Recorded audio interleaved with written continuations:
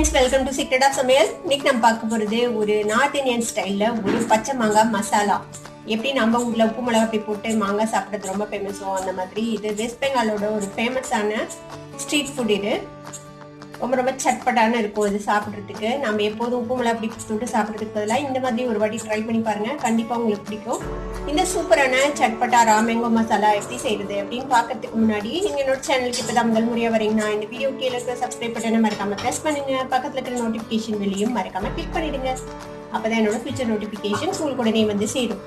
சரி வாங்க, இப்போ இந்த சட்பட்டா ராமேங்கோ மசாலா எப்படி செய்யலான்னு பார்க்கலாம். நார்த் இந்தியன் ஸ்டைலில் பச்சை மாங்காய் மசாலா செய்யறதுக்கு இந்த மாதிரி ஒரு பவுல் எடுத்துக்கோங்க. நான் இந்த மாதிரி வால் மாங்காயை வந்துட்டு இந்த மாதிரி தோல் எடுத்துட்டு இந்த மாதிரி சின்ன சின்ன பீசஸாக கட் பண்ணி வச்சிருக்கேன். இப்போ இந்த பீசஸை இந்த பவுலில் ஆட் பண்ணிக்கலாம். இதில் ஒரு சிட்டிகை அளவுக்கு மஞ்சள் தூள் சேர்த்திக்கோங்க.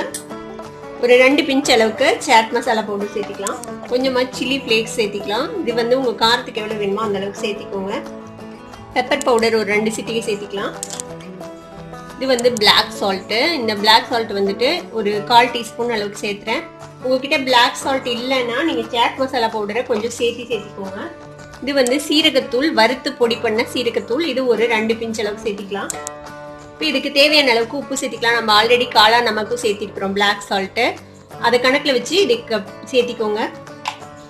இது கூட கொஞ்சமாக புதினா தலை எடுத்துருக்கிறேன். இதை வந்துட்டு சாப் பண்ணி நம்ம உள்ள போட்டுடலாம். நம்ம ஊரில் வந்துட்டு உப்பு மிளகா பொடி போட்டு எப்படி சாப்பிடுவோமோ அந்த மாதிரி இந்த மாங்காய் மசாலா வந்துட்டு வெஸ்ட் பெங்காலில் ரொம்ப ரொம்ப ஃபேமஸான ஒரு ஸ்ட்ரீட் ஃபுட் இது. இப்போ இதை வந்துட்டு நல்லா மிக்ஸ் பண்ணிக்கலாம். மிக்ஸ் பண்ணிட்டு செக் பண்ணி பார்த்துக்கோங்க. டேஸ்ட்டு ஏதாவது பத்தலையானா நீங்கள் வந்துட்டு ஆட் பண்ணிக்கலாம் திருப்பியும்.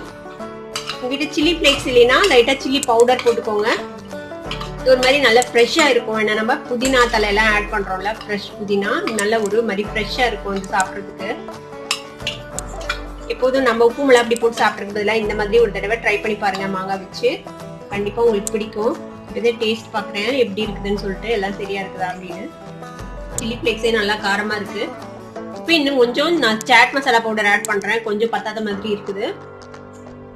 இன்னும் கொஞ்சம் ஆட் பண்ணிக்கலாம். இன்னொரு 1/4 டீஸ்பூன் அளவுக்கு ஆட் பண்ணுறேன் சாட் மசாலா பவுடர். இதையும் நல்லா மிக்ஸ் பண்ணிடலாம்.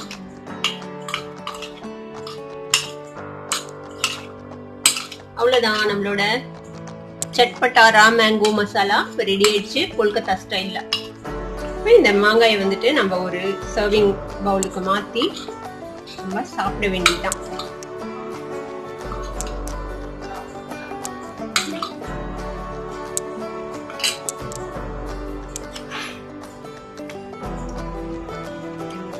நம்மளோட ராமேங்கோ மசாலா கொல்கத்தா ஸ்டைல்ல ரெடி ஆயிடுச்சு. கண்டிப்பா ட்ரை பண்ணி பார்த்துட்டு எப்படி இருந்தது அப்படின்னு கமெண்ட்ஸ்ல ஃபீட்பேக் கொடுங்க. இந்த வீடியோ உங்களுக்கு பிடிச்சிருந்ததுன்னா சப்ஸ்கிரைப் பண்ணுங்க. பக்கத்துல இருக்க பெல் ஐகானை கிளிக் பண்ணுங்க.